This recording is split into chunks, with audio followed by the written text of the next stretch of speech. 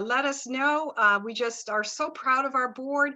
We're up to 12 people now with all kinds of topics that we're working on. I had the career advancement committee, and we've got others working on mentoring, and we have a fantastic CWEEL liaison chapter committee where we get to meet with people all around the United States once a month, finding out what's going on in their chapter. So it's just fantastic, and you can see more on our website, and we invite you to join us either as a future board member or join our committees. Next slide, please. Become a member to network and grow. We have over 25 participating AEE chapters in the United States and 10 international CWEEL groups. And I should just add that CWEEL is an affiliate of the Association of Energy Engineers. Next slide, please. Okay, so this is an exciting time to be in the clean energy and sustainability fields. A lot has changed in the past couple months here, and the Biden administration is seeking to create 10 million well-paying clean energy jobs. The administration is working to make a historic investment in energy and climate research and innovation, as well as clean and resilient infrastructure and communities. And the goals are to achieve a net zero just had a chat box getting away here. Net zero carbon emissions in the power sector by 2035 and economy-wide net zero carbon emissions by 2050. You know, it's interesting. I was on a DOE seminar yesterday, and I was hearing the DOE Secretary Jennifer Granholm just saying that the climate program is a jobs program. So just really exciting to see these developments. Next slide, please. Okay, now I don't know how many of you have heard of the American Jobs Plan.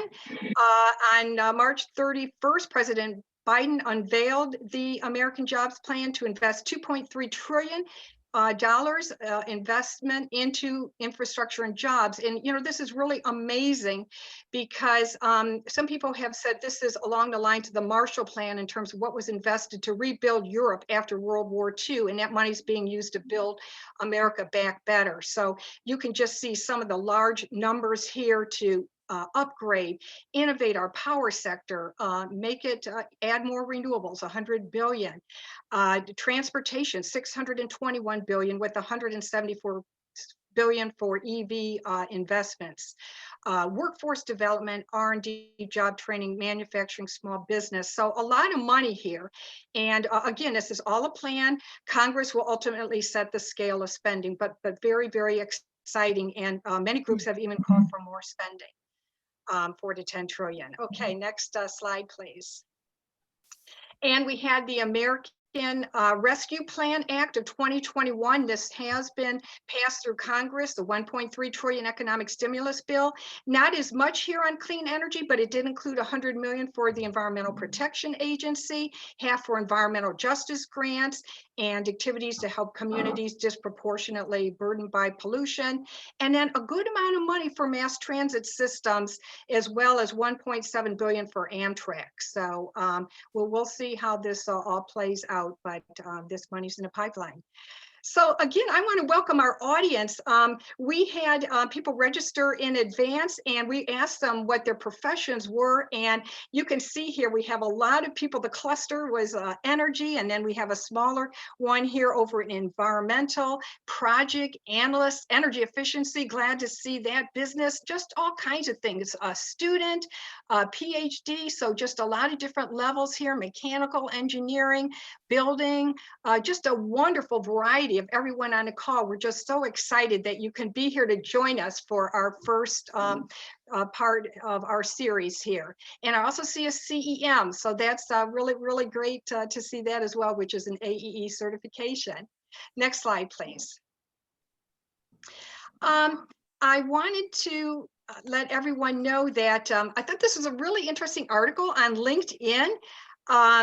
George Anders wrote this article last month, and he looked at a lot of LinkedIn data on green jobs.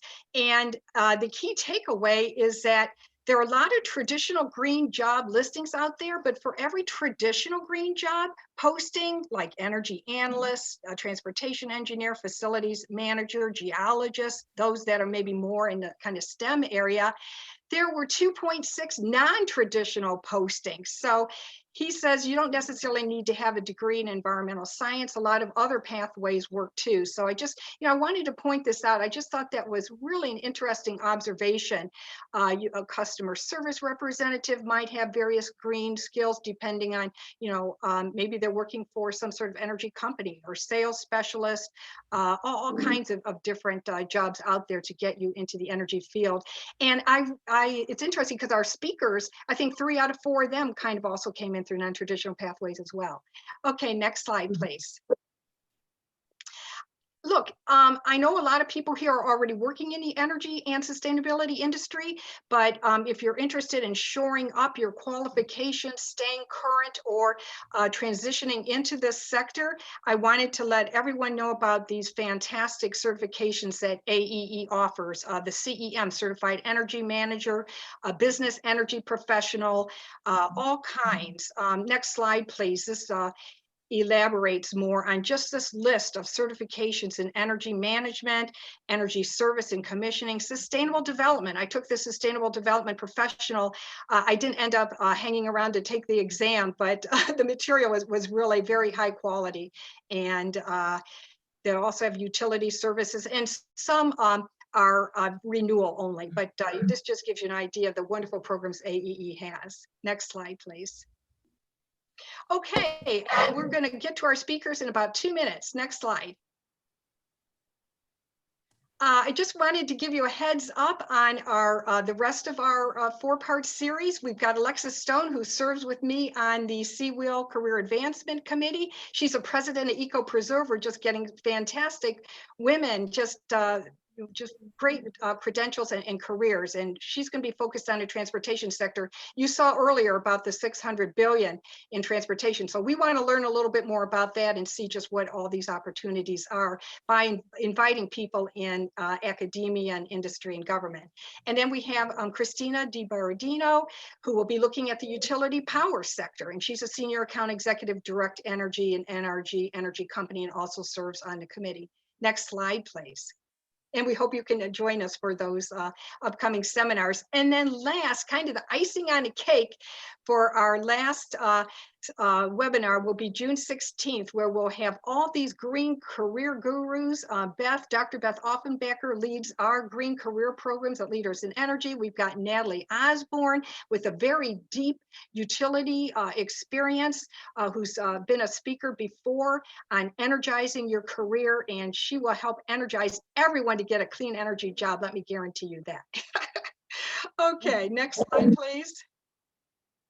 Okay, I think we're ready. What time is it now? Because I can't see the screen. Can you tell me, Michelle? 3:42. Okay, only 2 minutes over, not bad. Okay, so without further ado, it gives me great pleasure to introduce Emily Beck. Emily Beck is becoming a regular at our CWEEL webinars. Just so talented. She advises Fortune 500 transportation sector on utility scale wind and solar energy with Schneider Electric. In addition, she recently launched I Spy Energy, a pro-climate entertainment platform designed to engage the globe on all things energy and climate. So Emily, what she's really doing is simplifying, translating these technical energy and climate topics into daily life analogies to empower us to really engage our world in a climate conversation. So without any further ado, Emily, take it away. All right. Hi, everybody. Nice to be here today.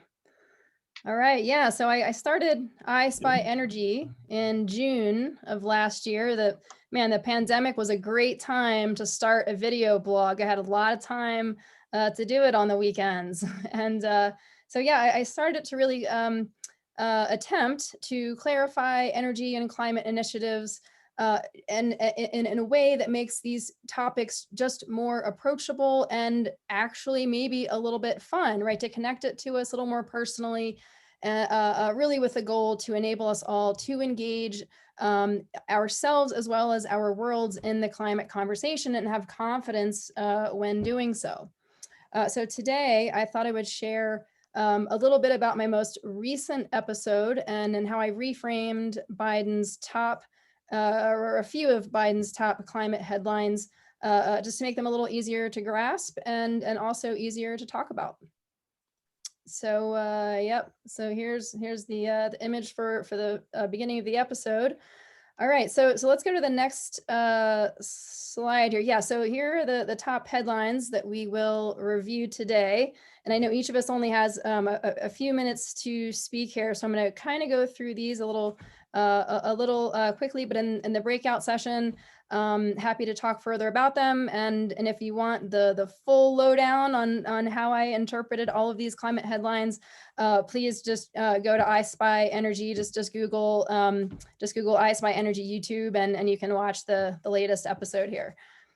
All right, so before I get into these headlines though, Michelle, if you want to go to the next slide, I wanted to show this image, right? And it's an image that we just don't often see, but it is the reason why we all work in the climate space, or that we might be aspiring to work in the climate and energy space. So what you're seeing here is a picture from space of what our atmosphere looks like. And you know, what's shocking to me about the atmosphere here is that it's only 60 miles wide. Right. I mean, I thought that the atmosphere would be a little bit wider, right? But if it's so small that if you were able to take a road trip to the edge of space, then it would only take you 51 minutes to get there if you were going 70 miles an hour. So it's this little blue line here, or I also reframed it as the tiny 60. If you want to go to the next slide. Yeah, so I reframed it as the tiny 60. So this is the tiny 60 is what we are all trying to protect by working in this industry, right? Without the atmosphere or the tiny 60, there would be no water, nor would there be any air. So if anyone asks you why we're in this field, you can just say the tiny 60. All right, so let's go to the next slide. All right, so the first headline here is net zero emissions by 2050. Right. And all of us that work in this field might be comfortable with net zero and what that means. For those of you that may not be comfortable saying it yet, just, you know, when you hear this, just think about the net sum or the net worth. It just means the total of something. And in this case, net zero just means total zero, which is just zero. So you can kind of just forget the net part if that part's confusing. It's just zero. And what emissions translates to is pollution. So for me, emissions is kind of a weird word to say. And so it's just easier for me to say pollution. So zero pollution by 2050. And on the episode, I clarify why, in fact, it's actually easier for you to say zero pollution than zero emissions. Because there's a whole different change of the tongue muscle you have to do when you go from zero to E that isn't there when you go from zero pollution. So when you're talking about emissions now for the next 50 years, right, you can just mentally equate emissions to pollution. That's all that it means. Now, yeah, net zero emissions by 2050. I've also reframed as the climate bowl, right? It kind of equates to the Super Bowl of climate, right? Net zero by 2050. That's what we're all trying to reach.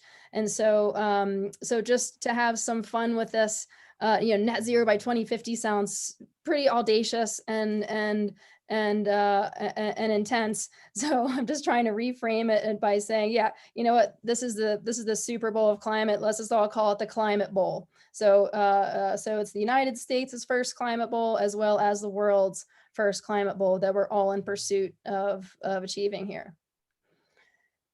Now, one of the first and maybe the biggest, most impactful ways we're going to win the Climate Bowl is by decarbonizing the power sector by 2035. Now, the White House is also trying to reframe this a little bit better by calling it the carbon pollution-free power sector by 2035. Now, the first headline is 15 syllables long. The second one from the White House is 16 syllables long. And I was like, wow, that is just, it's so long and it's really hard to grasp. For me at first it was, what does decarbonize the power sector even mean? That is just a lot to try to understand, especially if you're not in the industry. And so I'm like, all right, how am I going to reframe this? And I thought, okay, well, what's the base source of carbon? Where's carbon actually coming from? And it comes from the burning of fossil fuels, right? And fossil fuel is a term we're all familiar with, right? And so if the goal is to decarbonize by not burning fossil fuels to generate power, then what we're really trying to achieve here is fossil-free power. So we can just make it a little easier for us to digest this huge headline here by simply replacing fuel with free. So all we're trying to do is achieve FFP, fossil-free power, by 2035. So when someone's talking about decarbonizing the power sector, now you can be like, oh yeah, it's FFP, right? All right, now a big way that we are going to achieve a fossil-free power future is with wind and solar. Now, this is a picture of GE's 13 and 14 megawatt wind turbines. These are the most powerful turbines in the world. Just one of those blades that you see here is about a football field long, or 10 telephone poles in a row. I mean, these things are massive. The turbines that you see on land are about 1.5 megawatts, much smaller. And so the United States already has several of these jumbo wind turbine wind farms planned for off the coast of Delaware and New Jersey. So I think 2 of the wind farms are going to be powering something like 530,000 homes versus a 1.5 megawatt turbine, which powers about 300 homes per year. Now, when we talk about wind jobs, that was great, Janine, that you shared that article from on LinkedIn.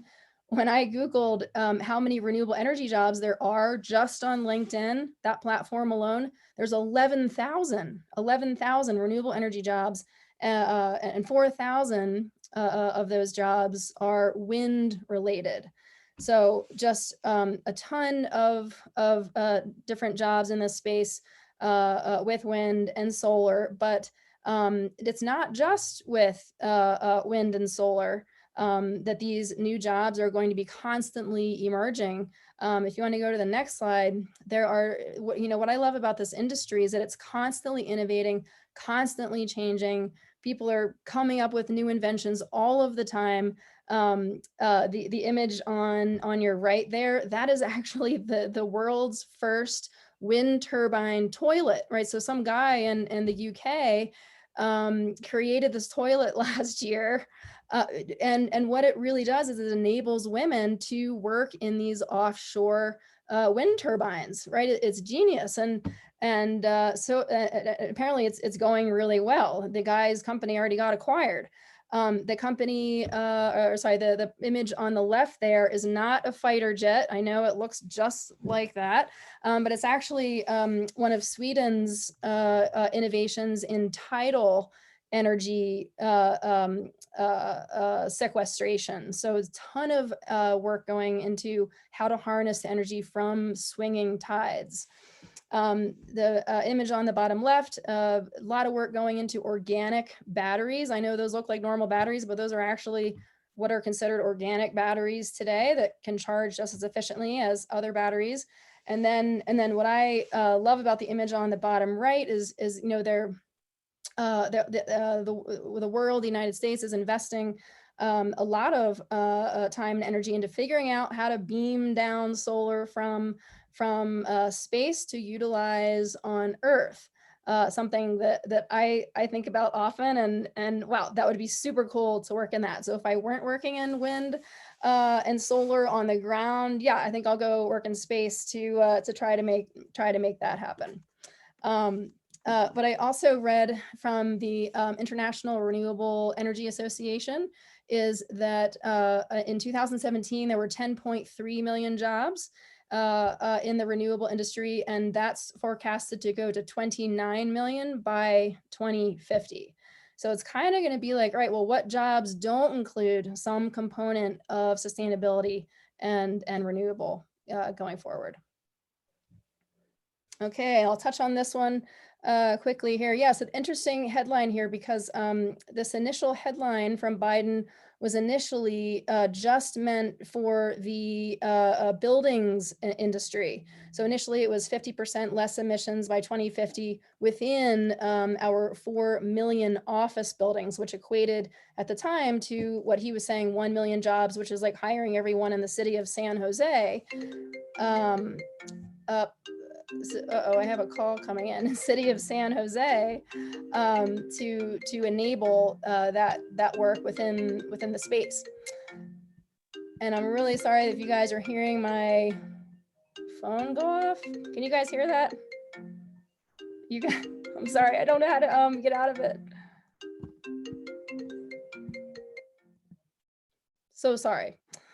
Okay, here we go. So now this has changed a little bit, well, a lot bit, to now he's adding a 2% more emission reduction, not just by 2035, but he's adding or subtracting 5 years from that goal, moving up to 2030. So now it's not just within the building space, but all of the United States emissions are being reduced now by 50% by 2030. And a big part of how we are going to achieve that with the next slide here.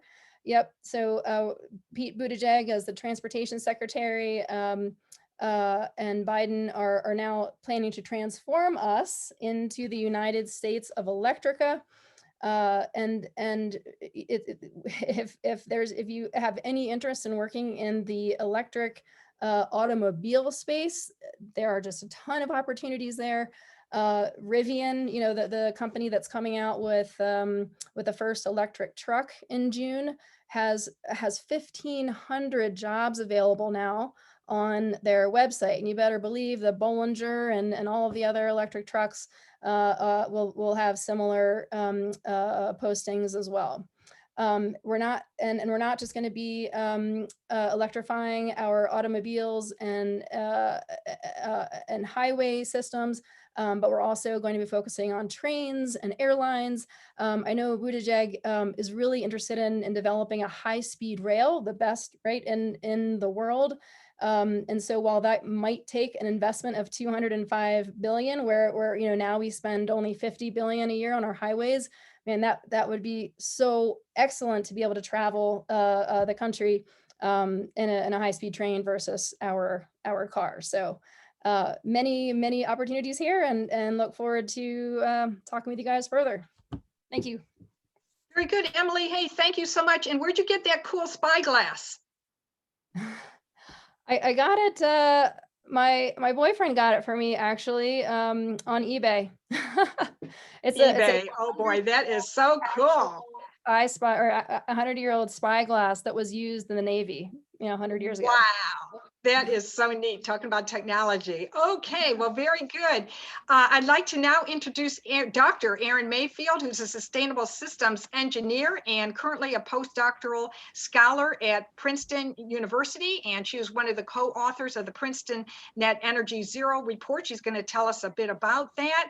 She has a vast experience. Gosh, she was an environmental engineer working on natural resource damage litigations related to the Deep Horizon oil spill, talking about fossil fuel that Emily mentioned.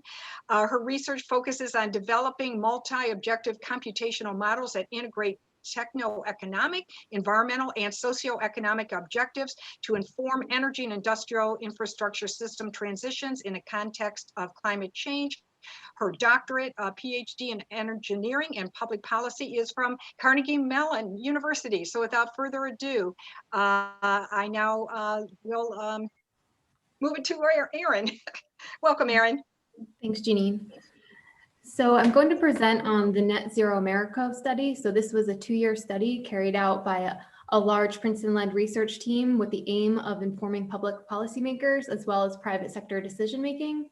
So there's been a slew of decarbonization reports over the past several months looking at different pathways to reach net zero emissions in the United States by 2050. And so our study is a bit unique because of its high degree of geographic and temporal granularity, with the hope of making these transitions understandable on a human scale what it will take to actually achieve a net zero goal. And so asking questions like, what do these transitions imply for how Americans use energy and how that energy is supplied?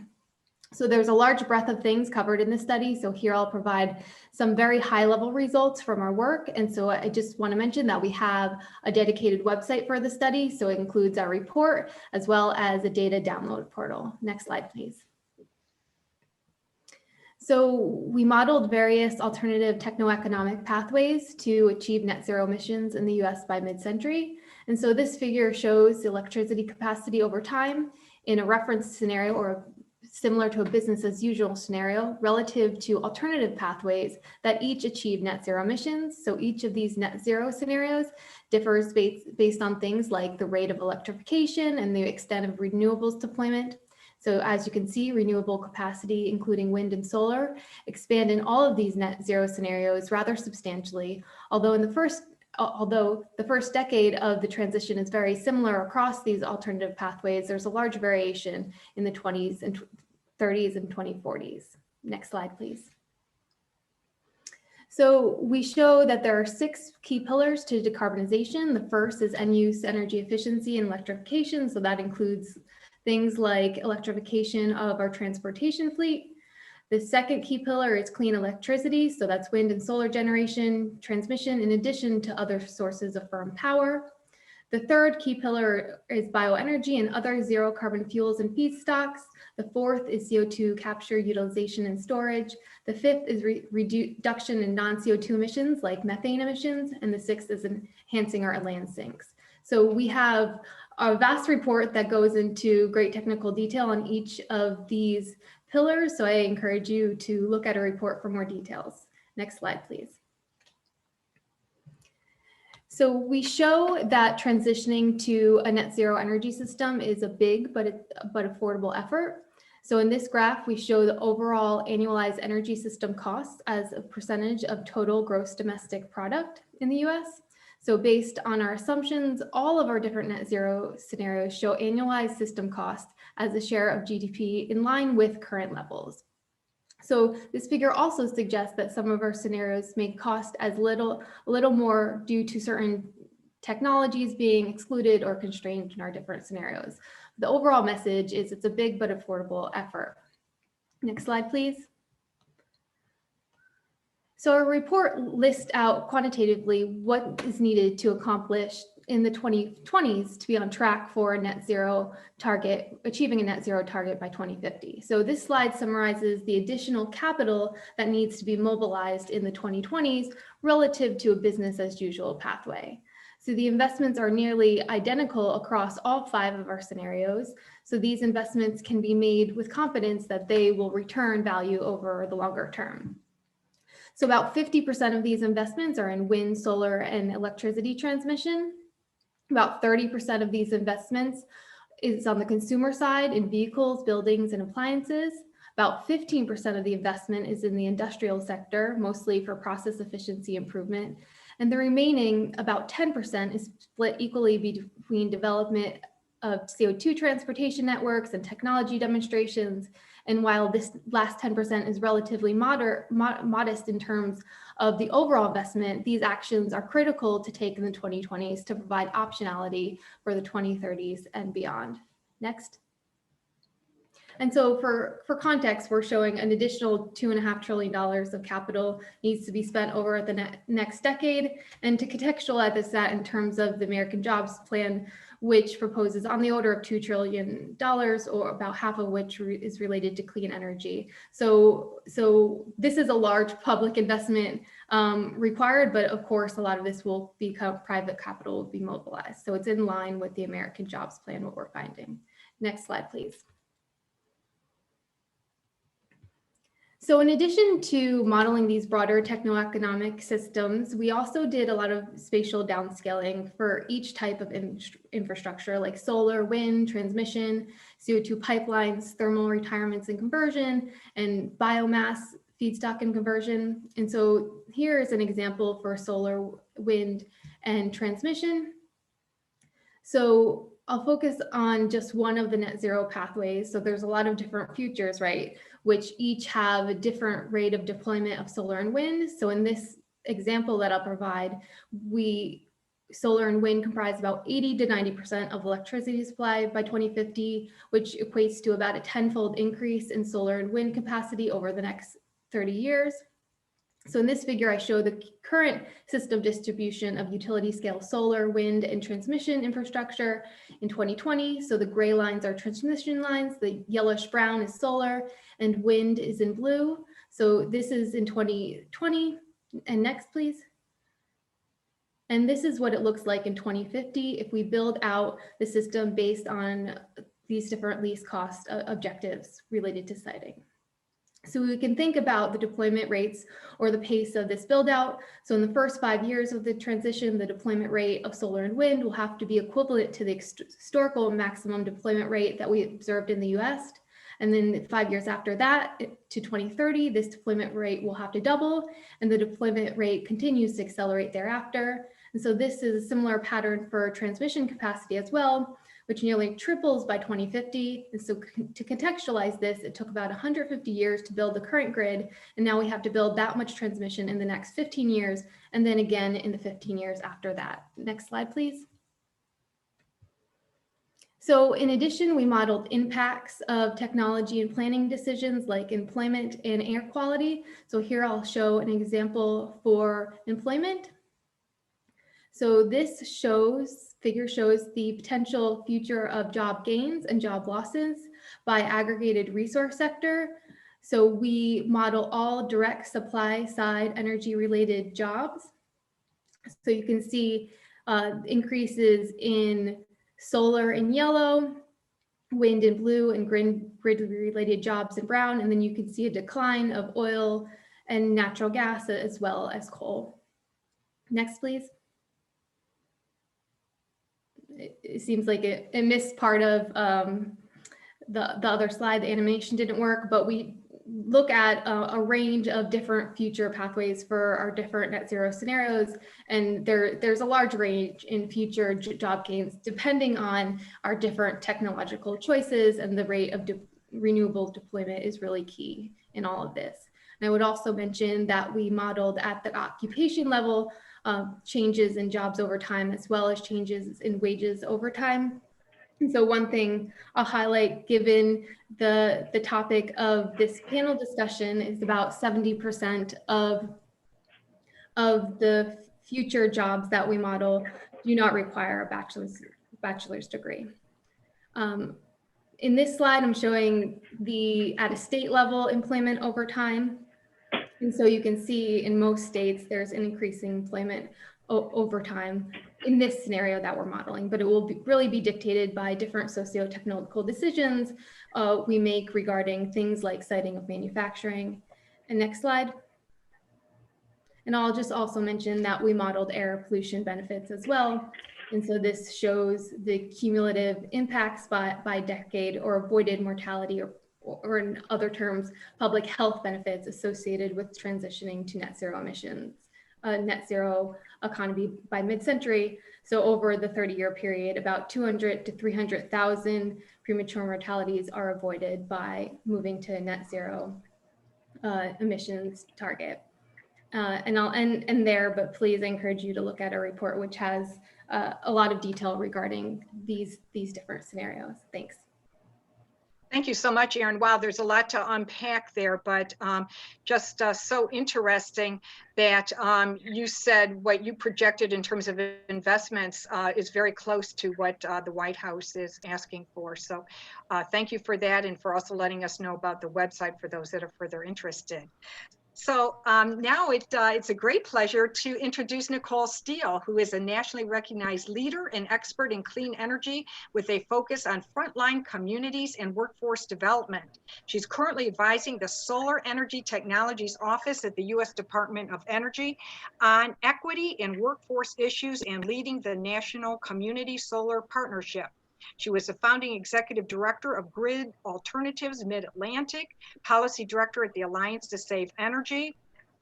She started her career in affordable housing, community planning, and politics. She is an AmeriCorps alumni and passionate supporter of community service. So, Nicole, it's really a pleasure to have you, and we'll pass it over to you. Well, thank you so much. And I really appreciate being able to be part of this conversation. So I think I'm actually going to shift gears a little bit. I'm not going to have slides, and I will just be talking to everyone really more about how we are focusing this work around people and how important it is to be centering people in this conversation as we are creating more jobs through the clean energy transition. So, as Janine said, I came to the Department of Energy at the end of January, so I'm still very new, learning all of the systems and how to use my email. But at the same time, we have definitely hit the ground running and recognize the crisis before us, and sort of the short amount of time that we have in order to make this clean energy transition. But again, what's important is to make sure that we're doing it in an equitable way, and that we are being incredibly intentional and thoughtful about how we're not only attracting employees into the clean energy industry, but also ensuring that everyone has that opportunity, and that the clean energy workforce looks like all of America. So I am advising the Solar Energy Technologies Office on workforce and equity, and I'm also leading a program called the National Community Solar Partnership, which is intention is to make solar more accessible and affordable to all Americans by 2025. I also get to work with a number of amazing women at the Department of Energy, including Jen Kropke, who's the Director of Energy Jobs, and Shalonda Baker is the Director of Energy Justice. And so I'm incredibly humbled to be part of that team and really pushing this work forward. I am going to make a little bit of a plug. If you did not see the May the 4th event where we talked about justice, equity, diversity, and inclusion yesterday, so JEDI for short, I highly recommend. The potpourri of Star Wars puns was absolutely amazing, but really did focus on our efforts in the solar workforce and in the equity space. So I will share that link in the chat once I'm done talking. But I do want to sort of give a little bit of a personal story of like how I got here, and what gives me any sort of right or ability to talk about workforce and clean energy workforce specifically. So, I was the executive director of a nonprofit organization called Grid Alternatives Mid-Atlantic. So I was the founder of that organization, although it is part of an international organization headquartered out in California. I founded the Mid-Atlantic office close to 7 years ago at this point, and it was me at my kitchen table in my stretchy pants. This was pre-COVID, when that was normal, when it wasn't normal, I should say, and really built it to a place that was, I was incredibly proud to have deployed over 3 megawatts of exclusively low-income solar, and in developing a very rigorous job training model as part of that. And so we worked very closely with the DC Infrastructure Academy as that was developed in partnership with the other utilities in the area, and created a program called SolarWorks DC, which trained individuals in the communities that we serve, really, to make sure that they had an opportunity to have a job in this clean energy transition. And I would stand on a stage fairly regularly and say, the solar industry, 90% of the solar industry employers say that it's somewhat or very difficult to hire qualified workforce in the solar industry. And so, I not only had a passion about building the solar workforce, but had a passion about ensuring that everyone had access, and that we were being thoughtful about diversifying that workforce as well. And I bring this up because it really wasn't until this past summer when I started, when I was able to do some work with a group of union advocates, and we really started to talk about what this sort of this plan for America and the clean energy transition, and how do we create clean energy careers with pathways to union membership, I really started to think about sort of the role of unions in this country and how important they've been in just shaping the way our workforce looks, and sort of the benefits of a work week and a weekend and hours, and advocating for standards and safety and wages and benefits. And it really got me thinking about the fact that my dad was actually in a union, and he was an air traffic controller in the early 80s, when that union was really impacted by some decisions by the then administration to start to dismantle what unions have been able to do in this country. And so, it really gave me a perspective of, we have a lot of work to do to really sort of ensure that we are centering employees and really valuing them as an asset to the clean energy transition, and making sure that they're, everyone is brought along, and that we are being incredibly thoughtful about, those opportunities. And like, we talk a lot about fossil fuel jobs as being good jobs, and that was because they were union jobs, and unions fought to make them good jobs. And here we have a brand new opportunity, well, not necessarily brand new, but we have an opportunity to really ensure that through this clean energy transition, that there is a focus on workers. And so, I'm in the solar office, and even through COVID, solar remains the fastest growing energy industry in the country today, but it is absolutely time to be thoughtful and intentional about how we are growing the workforce that supports the solar industry. And those really should be looked at as clean energy careers with a pathway to union membership if the individual is interested. It's also not a mandatory thing, so we want to make sure that people have that choice as well. But I specifically say clean energy careers because it's important to really look cross technology, and how are we bundling these sort of the skills of different types of clean energy technologies together, and so that we're creating holistic transferable skills that include pathways into different types of opportunities, particularly because particularly solar as well, can be seasonal, it can be geographic. And so we want to make sure that we're really creating strong careers, which could include like building energy efficiency retrofits. It could include electric vehicle infrastructure. It could include installing solar, and all the sort of the wraparound skills that go into that. And so in the solar office, we're focusing both on not only diversifying the vocational careers that I've been sort of focused on in my career, but also in the STEM workforce as well. And again, we're taking sort of a high road approach to the workforce, the clean energy workforce, and that it's really industry driven but employee centered. And so we need to be making sure that we are working with the industries, the individual industries, to understand what they need out of their workforce, where do they need their workforce to be, what types of skills does the workforce need to have, how quickly do they need those individuals on the job. But like I said before, making sure that that employee is really well supported through training and mentorship and wraparound services like housing and transportation and childcare, and then meaningful wages and benefits to ensure that the individual can have a family sustaining wage, and really creating this sort of ecosystem of prosperity where communities are both economically and environmentally resilient.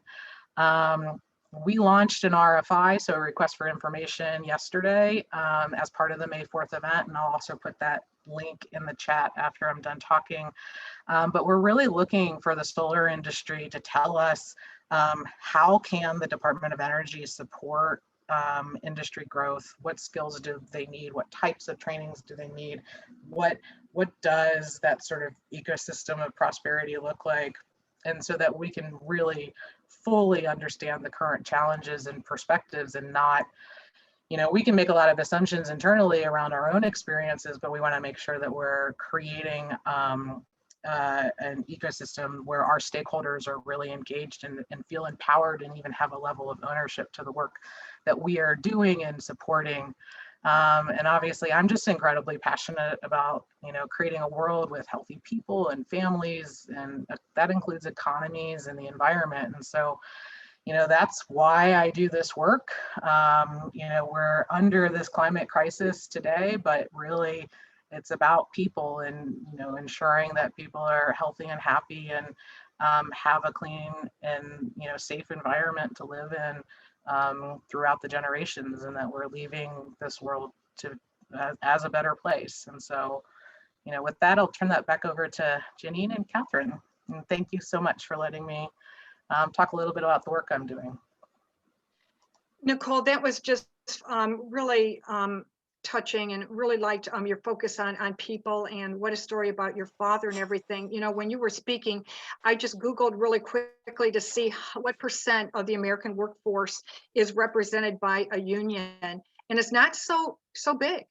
It was like 12.1%, and union membership has actually been decreasing. There were 444,000 less in 2019 than in 2020. So we'll see how that all works out, but definitely admirable goals. Hey, I see that we're running just a little bit later on time. I wanted to check if the speakers would be able to stay just a little bit longer so we could still do these breakout groups. Would that be okay?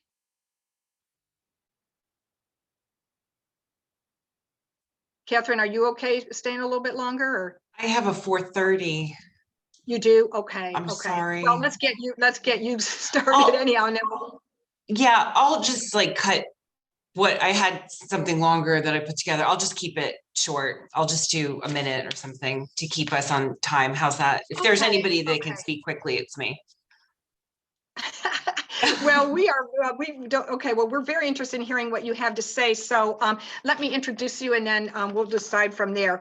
Okay. Catherine McLean developed a passion for clean energy and technology in 2011. She worked at the United Nations developing relationships with governments on public-private partnerships, and subsequently took a job as a consultant at Acres Resources, a global recruitment firm focused on energy and sustainability. She then founded a recruitment business, McLean Ross, in 2011, and then that merged with another company. So she ended up in 2019 with a growing need for diversity in clean energy. Catherine launched Dylan Green, and she places diverse commercial professionals within the clean energy market. So it's all yours.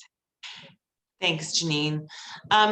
Yeah, just going quickly back to that bio. So I basically set up a recruitment company called McLean Ross in 2011, and in 2014, and that was in London in the UK. And then 2014, I merged with another firm. Why that's important is it really starts my work on diversity, because when we did that merging with a company called JDR Energy, it was a heavily kind of oil and gas firm. I was more a clean energy firm. And so we became JD Ross. And the people that sort of owned us at the time had this kind of idea that we would have this, one-stop energy shop, which didn't kind of sit well with me, because I don't think that it should kind of all be lumped together. And I think it was a very sort of male-dominated environment. So when a number of years later, when I moved back to the US and I was on maternity leave, I decided that I wanted to go out on my own again, and really try and make things a little bit easier for women, and kind of avoid some of the pitfalls that I had encountered when I was going through my career. And that's when I set up Dylan Green. Dylan is my son, so appropriate at the time, because I was on maternity leave. I have definitely seen an uptick in green jobs hiring. We've talked a lot about solar. It's definitely, the past year has been, for me anyway, the year of solar, and the decade I've been in the clean energy space. I'm also seeing a huge uptick in energy storage jobs, battery technology. I'm seeing more onshore wind opportunities coming online. Personally, I'm seeing an uptick finally in EV. And when I say finally in EV, is that I tend to work on a lot of commercial roles. And I find sometimes with EV roles, they tend to hire a lot of very kind of software engineering technical positions first before they hire commercial roles being like, you know, finance, business development, marketing, that sort of thing. I'm also seeing a huge uptick in software as a service companies. Software as a service selling B2B to C is huge at the moment. And what I mean by B2B to C is B2B being utilities and the C part being the actual customer. A lot of white labeling going on at the moment. I'm also seeing a big uptick in cybersecurity. Cybersecurity for the grid is huge. Fuel cell technology is also on the up, as is hydrogen. And then just going back to that EV point quickly, it definitely mirroring what some of the ladies said previously, not just in transportation for light duty vehicles, but also heavy duty vehicles, school buses, trucks, that sort of thing. This time last year, the market was very quiet. I was very nervous. It was two months of silence, I think, as people were getting used to working from home and the new normal. The market did pick up as the summer began, and the first placement I did during the pandemic was actually a senior accountant position with a renewable energy developer. That woman I placed was from a traditional commodity background with no clean energy experience. So that was very exciting for me. Anybody that I placed from, you know, a non-energy background into clean energy, I get very excited about, because it's one person into our space, one net job. Accountancy is definitely an area I've seen a lot of growth in. Companies are constantly in need of good finance people, such as accountants, controllers, FP&A. Project finance is booming at the moment, although I must admit project finance is very, very snooty, for lack of a better word, really wanting people that have like for like experience within clean energy. In addition, I've seen obviously business development is growing quite rapidly. And this has really for me been the year of analysts. I mean, I was chuckling when I saw that graph about energy analysts having an 88% growth rate year on year. I was inundated with analyst roles in the beginning, and it makes sense if you think about it, because obviously we have a lot of money that's about to flood the market. And so you want to analyze obviously where it's going to go and how you're going to spend it and what you're going to do. Analyst roles are interesting because depending on the level of the analyst, sometimes it's a good entry point if you haven't been in the industry previously, because things that are really sought after, like skills wise, are modeling skills. And you can get modeling skills in a variety of different sectors. So many entry points in the industry, and I'll stop there. Very good. Hey, Catherine, thank you so much. So I realize you've got to scoot, both you and Nicole. What we'll do is the other speakers can stay for a little bit longer, so we'll just stay in this one room here. Maybe before you leave and Nicole leave, are there any questions for Catherine at all? I saw one question from Alexa about what kind of analysts. Okay. So energy analysts, so that can be anything from like a project finance analyst to somebody who maybe has some tax equity experience or M&A experience. It can, that seems to be quite hot at the moment. And then something I'm not so much involved in, but more like on the utility side, is looking at energy data, energy consumption, that sort of thing. So a variety of analyst positions. I hope that answers. It does. Thank you, Catherine. Okay.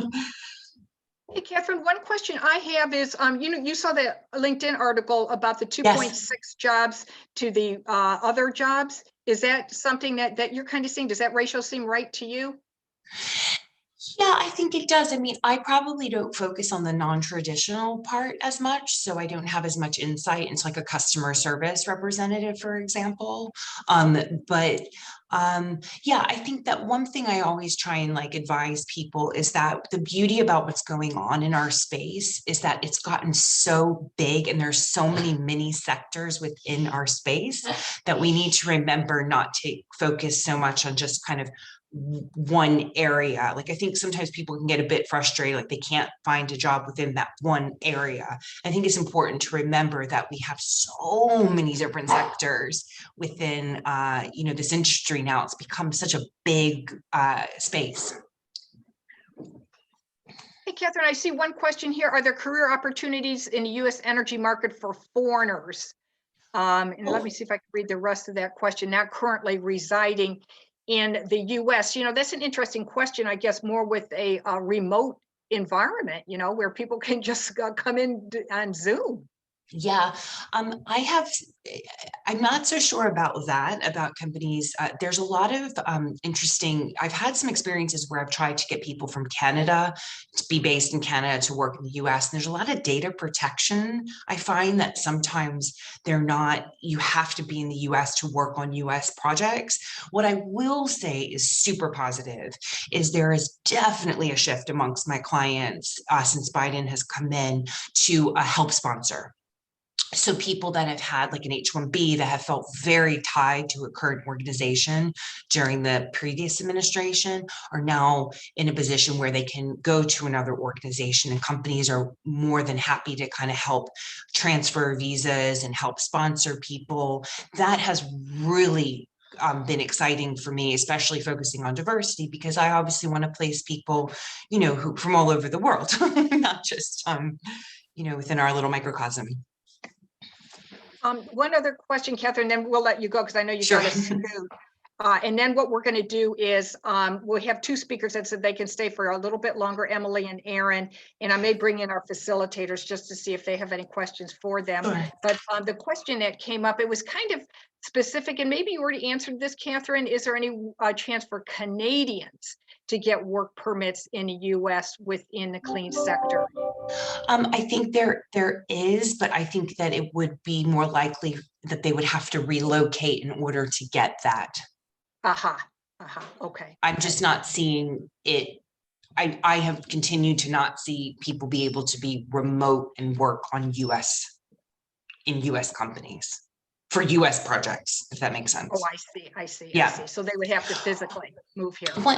One other thing I just want to say super quickly, because I missed it when I was talking earlier about areas that I've seen tremendous growth is in jobs, is ESG. ESG jobs have been really on the uptick. So environmental, social governance positions. Yeah. So obviously like that's kind of more soft, or not soft, but like sustainability type space. I've really seen a huge uptick in that. Okay, that is really, really good to know. Well, look, we'll let you go, Catherine. Hey, it's so nice to see you again. Just love bringing you into CWEEL. I know you've spoken at our Leaders in Energy Green Jobs Forum, so just great to have you. And you have a website, right, with all this information on jobs and stuff? I do. My website is www.dylan-green.com, and I also have a video series.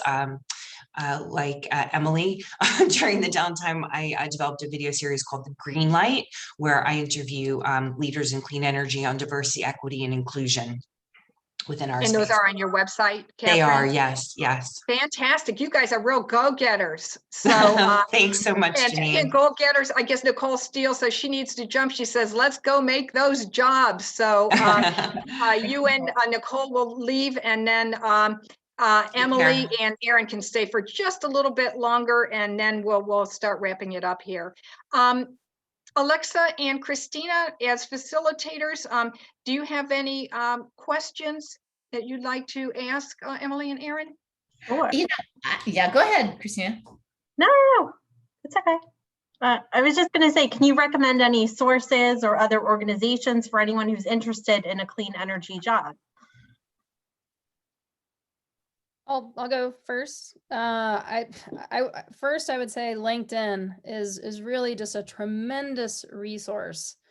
Just those 11,000 jobs I mentioned earlier. I mean, really, I think in what I've experienced with seeing new jobs pop up is that most companies advertising for jobs today in the US are going to use LinkedIn. Yeah.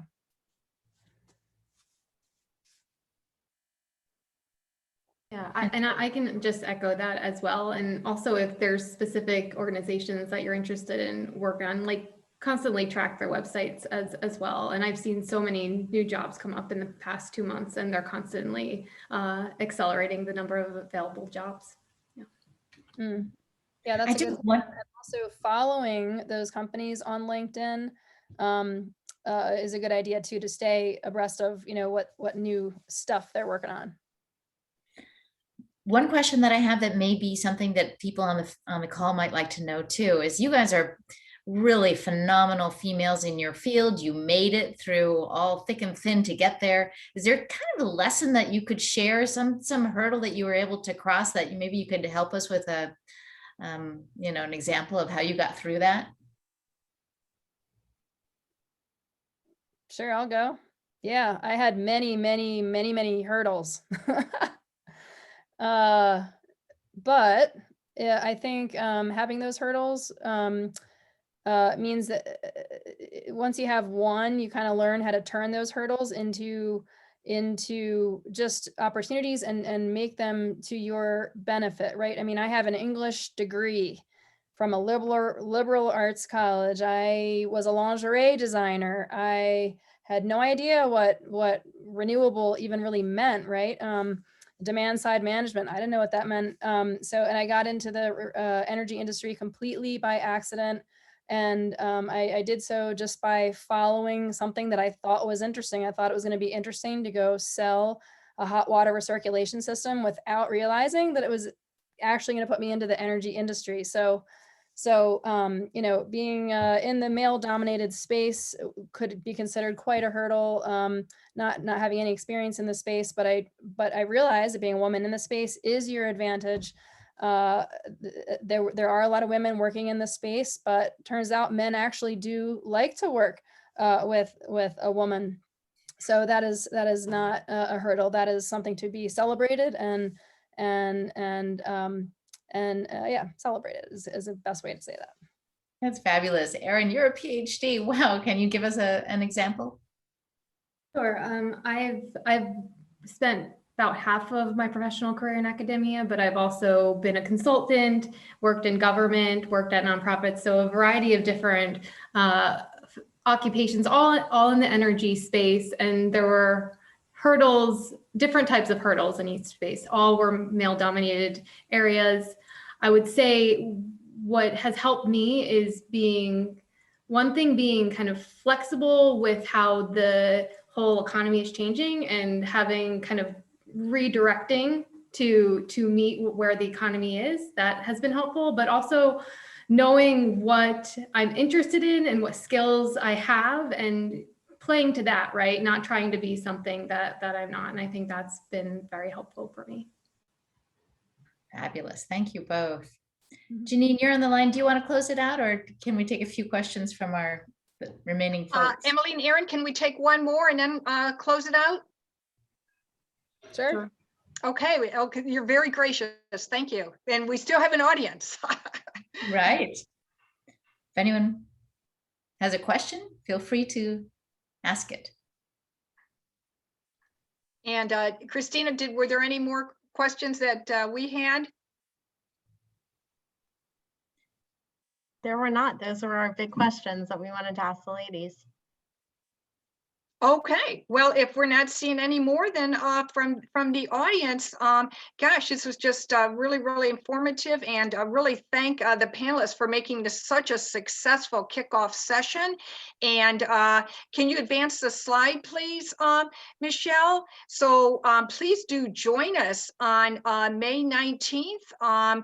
You have seen Alexa Stone, who will be the chair session for that, focused on transportation and looking at the Biden administration and private industry in terms of what's coming up, and a career recruiter on opportunities to take advantage of. And then Christine DiBernardino, who is also our facilitator, on June 2nd, we'll have her session on utility power sector, and then our final closeout on June 16th with the career focus. There are two other events, and I've got a little bit more information on them. I do encourage you to join them if you are able to. CWEEL, lunch with energy and environmental leaders at various career levels. That's going to be moderated by Sissy Bai. and she is with our New York chapter. So that'll be Thursday, May 13th, 2021. And I think some of this information would be on the CWEEL site, or you can always check with Deb Lenny, who's our chapter liaison. Next slide, please. Okay, this is a New England inaugural event, May 13th at 7:30 Eastern Daylight Time. And next slide. A big thank you to everyone for joining us, and all of our speakers, our facilitators, all of our board members, all of our CWEEL members, everyone who made this such a success. Michelle Whitlock behind the scenes with you and your wonderful team. We so enjoyed this. Hope you felt it was informative. Do feel free to reach out if you have any other ideas for us, but I think that this went pretty well. If anything, we may just need a little bit more time. I mean, you can see how passionate we are. We can talk about these all day, these topics. So thank you. Have a good rest of your day. And we'll be following up with a recording of the session, right, Michelle? Is that right? That is correct. Okay, just wanted to get that verification out there. Okay, well, if there's not anything else here, I think we're ready to go. Thank you so much. And we'll see you then on the 19th. Take care. Bye-bye. Thanks, everybody.